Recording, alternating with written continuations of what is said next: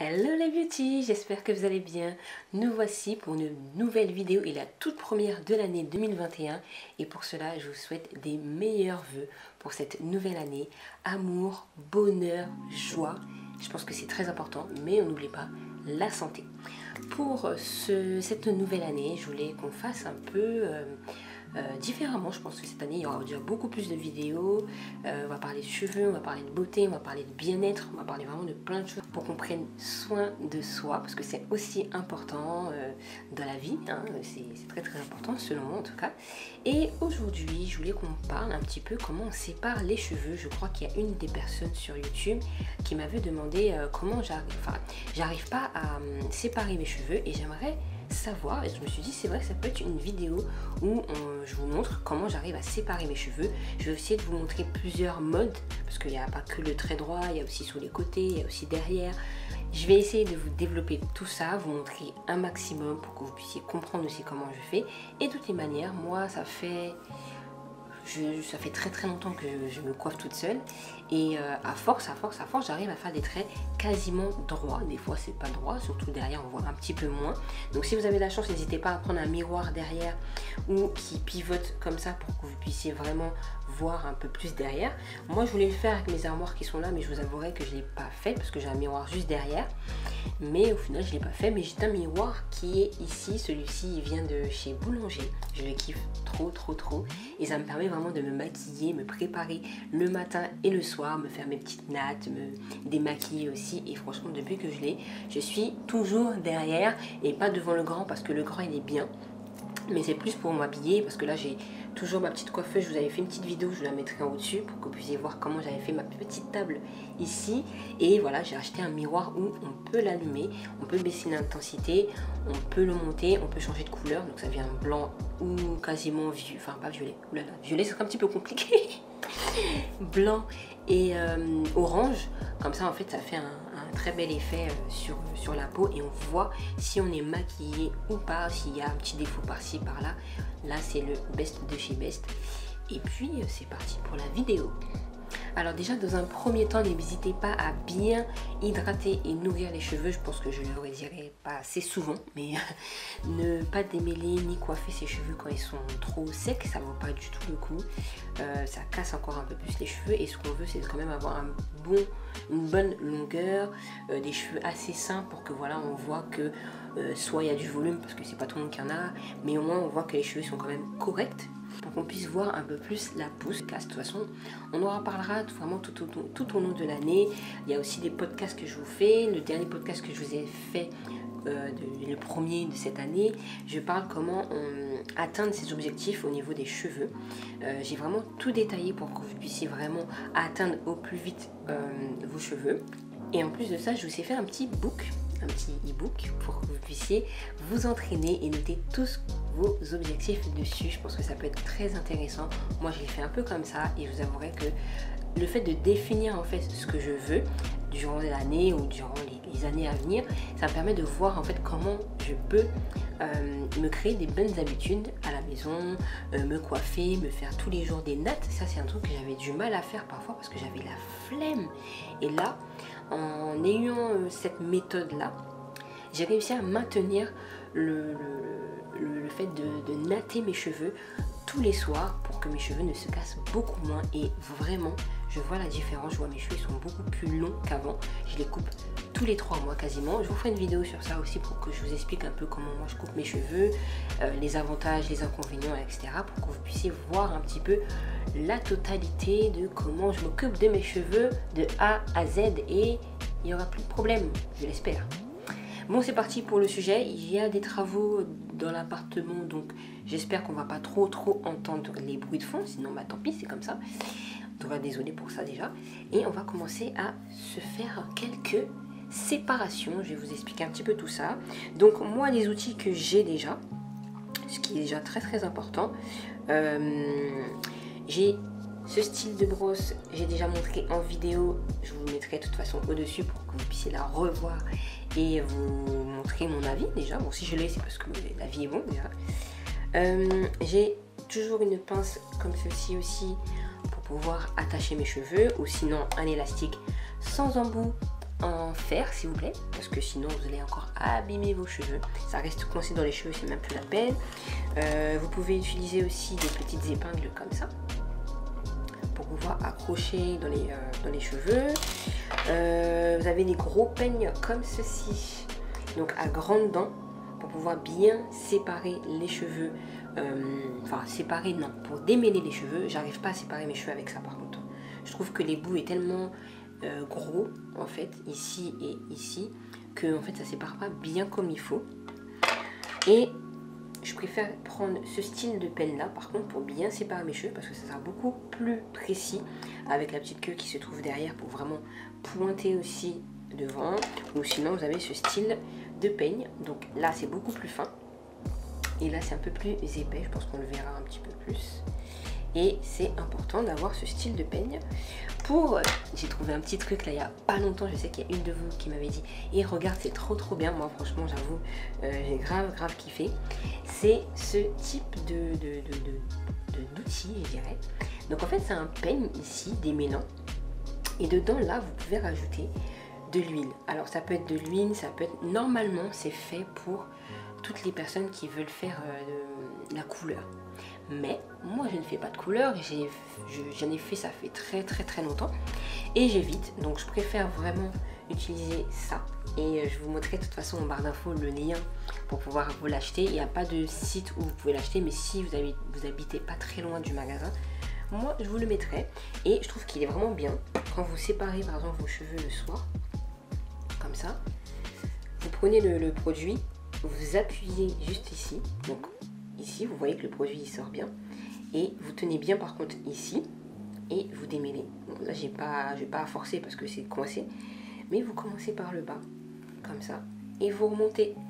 Moi franchement je trouve que c'est trop bien pour appliquer les bains d'huile, pour pouvoir nourrir les cheveux. Vous mettez l'huile que vous voulez dedans et franchement je trouve que c'est vraiment bien ce truc. Alors je sais même pas comment ça s'appelle, je crois que ça s'appelle broche quelque chose. Je vous remettrai de toute façon tout dans la barre d'infos. J'avais déjà présenté sur Instagram parce que je suis beaucoup plus sur Instagram. N'hésitez pas aussi à me suivre. Et puis c'est tout, je crois que non, j'ai oublié quelque chose, je vais venir le chercher. Alors j'ai fait il y a pas longtemps, j'avais acheté des graines de lin. J'ai vu pas mal de personnes l'utiliser, je me suis dit c'est peut-être pas mal aussi que moi je puisse l'utiliser. Donc je l'ai fait maison. Et je trouve qu'il est plutôt pas mal. Donc je l'ai fait maison, il est vraiment bien. Dedans j'ai quand même rajouté de l'huile une huile végétale, je crois que c'est l'huile d'avocat. Et quelques gouttes d'huile essentielle de Yang Yang. Cette odeur déjà, elle est juste magnifique. Et je sais que c'est très bien pour le cuir chevelu. Ces temps-ci j'ai beaucoup de cuir chevelu un petit peu qui me démange. Pourtant ça va, je suis pas trop stressée, je suis plutôt normale. La méditation c'est un bijou. On en reparlera peut-être très bientôt. Mais donc je me suis fait un petit pot comme ça. Vous avez vu, j'ai mis une petite date parce que ça dure 2 semaines et au frigo. Donc ça peut pas durer plus longtemps parce qu'après ça jaunit. Enfin un peu comme si vous mettiez l'aloe vera. Je trouve que c'est la même technique. Et ça, on va l'utiliser en tant que gel sur les séparations. On va tester ça. Vous avouerez, j'ai pas encore testé en tant que gel. Je l'ai mis sur le cuir chevelu, ça m'a fait vraiment du bien. Donc on va essayer en tant que gel pour voir si ça plaque bien les cheveux. Et on commence.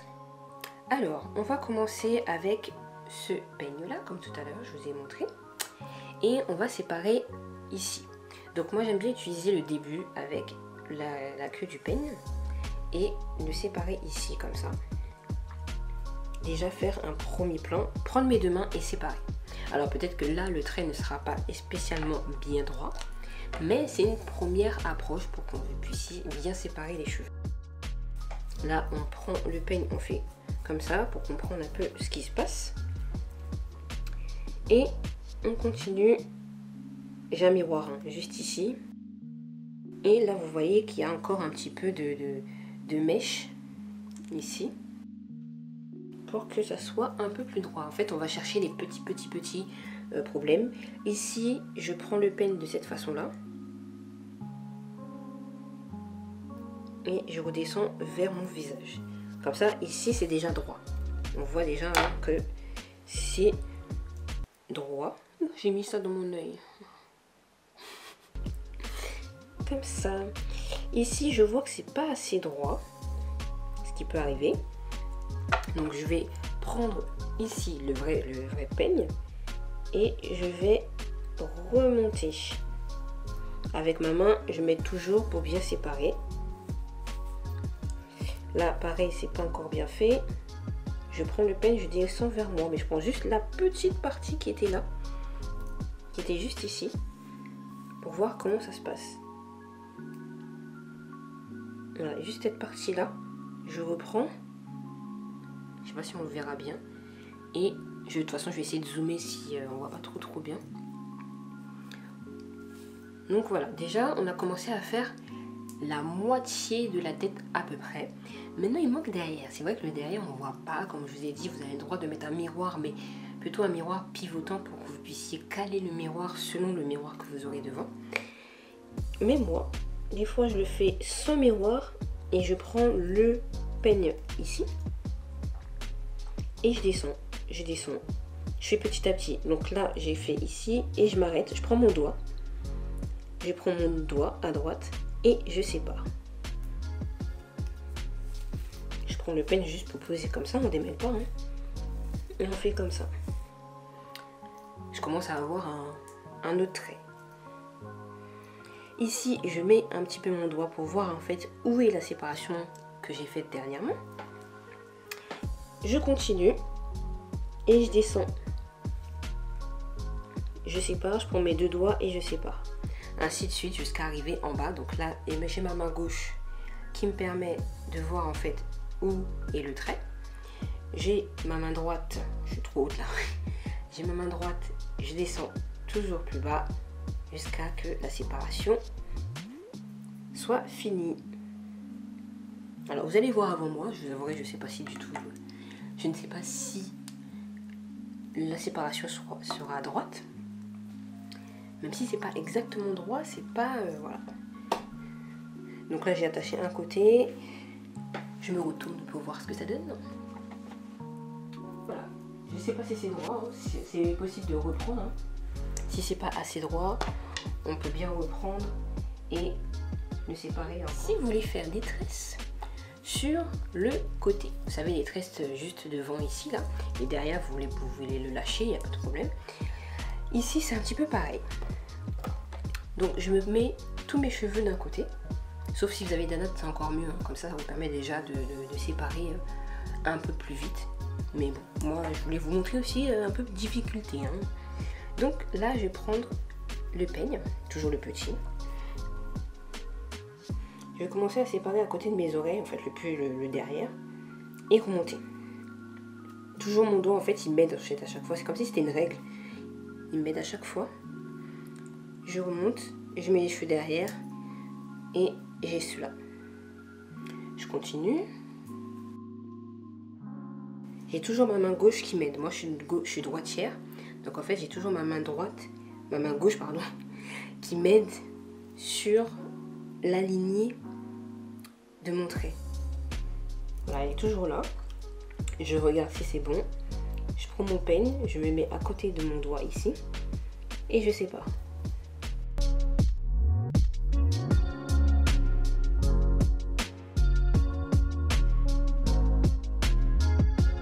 Donc on va regarder si tout est bon. Donc là je vais prendre mon petit élastique comme d'habitude et je vais attacher le derrière. Alors qu'est-ce que ça donne? C'est plutôt pas mal. Vous voyez?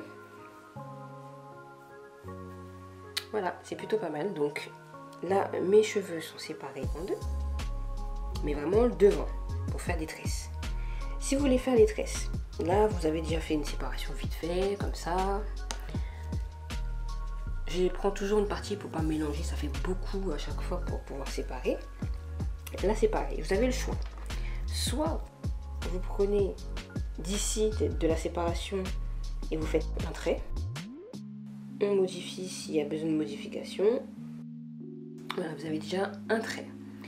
Si vous voulez faire l'autre côté, donc vous allez ramener vos cheveux devant. Vous voulez faire un trait droit. Donc vous prenez peut-être par exemple vos sourcils. Et vous dites, bon, le trait, il faut qu'il soit ici. Et vous faites un trait droit. Voilà. c'est un exemple. Hein, il y a plusieurs façons de le faire. Là, c'est des traits droits. Si vous voulez faire de travers, donc là, il faudra monter plus haut et redescendre vers les oreilles. Parce que ça sera la première tresse que vous allez faire, par exemple. Donc ici, je vais partir d'ici, au milieu. Et je vais faire descendre mon trait. Et après, ici, ce que j'aime bien faire, c'est parce que là, en fait, sinon, ça va faire trop à côté de mes oreilles. Je vais remonter tout droit. Comme ça fera ici, ici. Voilà. Et puis voilà, vous faites votre tresse, vous faites votre vanille, etc. Enfin, moi c'est une twist, hein, c'est vraiment une twist pour vous montrer. Alors, si on utilise le gel de lin, ce qui va permettre de faire par exemple une grosse tresse. Donc voilà, j'ai fait ma séparation, je suis partie de derrière, hein, je suis passée du milieu vers le devant. Juste à ouvrir le gel, j'aime trop. Donc il est comme ça. Donc on va remuer un petit peu pour mélanger un petit peu les textures. Et voici un peu la texture que ça donne. Je ne sais pas si on verra bien. Mais en tout cas, elle est comme ça. Donc j'en ai pris un petit peu de mélange. Et là, on va mettre du gel au-dessus.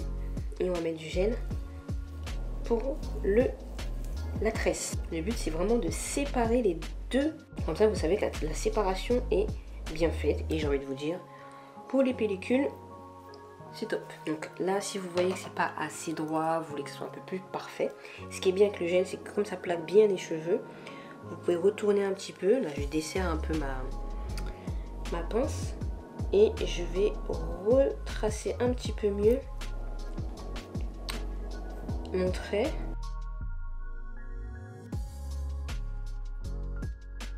Voilà, le trait est beaucoup plus joli, beaucoup plus précis.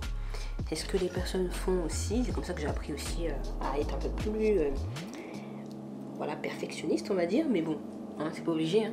Et là, vous allez faire votre tresse, votre twist, votre vanille, peu importe, sur la mèche. Voilà. Et quand vous allez faire aussi ici, vous allez voir que ça va être bien plaqué, bien serré et ça sera bien trop bien. Je voulais vous montrer aussi autre chose. Comment réaliser en fait les zigzags. C'est un truc que j'aimais tellement faire plus jeune. C'était trop bien. Donc je vais enlever ça de suite et je reviens. Alors voilà, on va recommencer avec les zigzags. Donc c'est vraiment comme c'est une forme de Z en fait que vous allez faire sur le devant.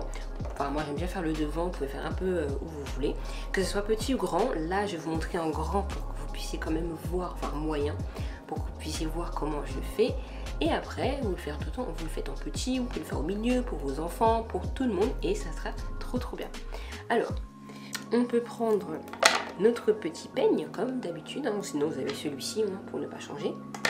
Et là, on va commencer sur le côté. Vous voyez, on va pas aller là ni là. On peut aller soit à votre droite, soit on peut aller à gauche. C'est vous qui voyez. Moi, je vais commencer ici. Point de repère qu'on peut se prendre, c'est au niveau des yeux, ici par exemple. Donc là, les yeux, ça ira ici. Et là, on se dit, ok, on va commencer à faire le trait ici. Donc on va aller chercher jusqu'au fond.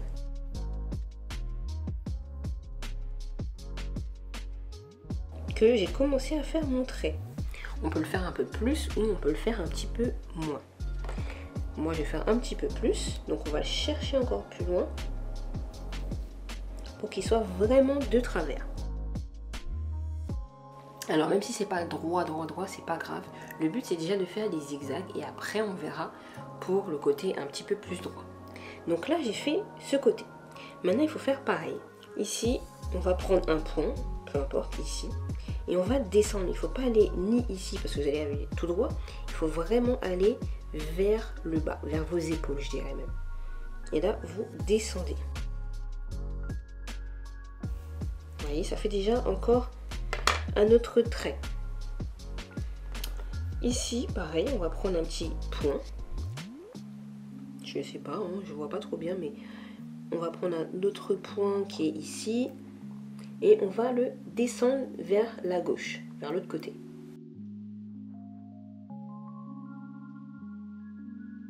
Là, on voit, ça commence à faire sa petite vague. Donc si c'est pas droit comme vous le voulez, hein, c'est pas grave, on va reprendre après. Donc ainsi de suite, vous continuez, vous continuez. Si vous voulez vous arrêter là, c'est possible. Il suffit juste de reprendre le dernier point qui a été fait. Exemple ici. Et vous finissez tout droit. Comme ça, ça vous fait des vagues juste devant. Donc comme ça, vous êtes tranquille. Vous n'avez pas besoin de faire derrière parce que ça peut être compliqué si vous ne comprenez pas. Si vous n'arrivez pas à le voir, ça va être un petit peu plus compliqué. On va attacher déjà un petit peu un côté, mais sans trop serrer parce qu'on va refaire un petit peu le trait. Là, on fait un petit peu pareil, on attache un petit peu, comme ça au moins, on s'en mêle pas les pinceaux. On va reprendre notre peigne, on va corriger en fait. Ici, on voit que c'est pas assez droit. On va prendre le peigne, on va le redescendre, vous le remonter, c'est vous qui voyez. Pour que ça puisse partir d'un côté et comme ça, on est tranquille pour là. On met cette mèche à l'intérieur. Ici, vous voyez que c'est peut-être pas assez droit, c'est pas grave. Là, on va redescendre, mais pour que ça va être un petit peu plus carré. Vous voyez que j'ai pris quand même beaucoup plus de cheveux. Et là, c'est beaucoup plus joli. On va prendre une pince, ça sera plus simple aussi, je pense. Et on voit que déjà que le V, là, il se construit un peu mieux. C'est plus joli. Ici, pareil, on voit que c'est pas assez large. On va le redescendre un tout petit peu plus vers là. Voilà. Là, on voit que ça fait déjà beaucoup mieux. Et voilà. Voilà, j'espère que la vidéo vous aura plu, que vous avez pu apprendre un petit peu à séparer les cheveux convenablement pour vous, pour vos enfants.